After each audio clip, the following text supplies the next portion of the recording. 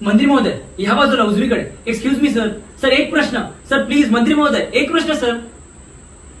धन्यवाद. मी Umesh Kumawat, star news. तर तुम्ही म्हणाला होतात की 5 वर्षात आम्ही देशातली बेरोजगारी मिटवू आणि त्यासाठी तुम्ही योजना सुद्धा उघडली. त्याबद्दल तुमचं अभिनंदनच आहे.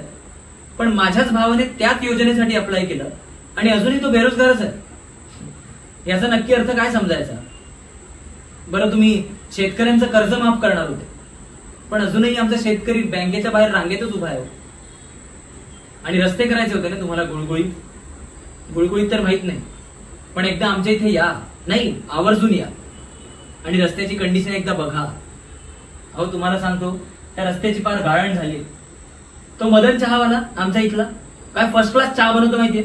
रोज सकाळी येतो आणि त्या रस्त्याच्या गाळणीने आपला चहा गाळून घेऊन जातो. आणि काय काय करणार होता तुम्ही? स्त्री शिक्षण. अहो आधी त्यांना संरक्षण तर द्या, नंतर शिकतील की स्त्रिया त्यांच्या.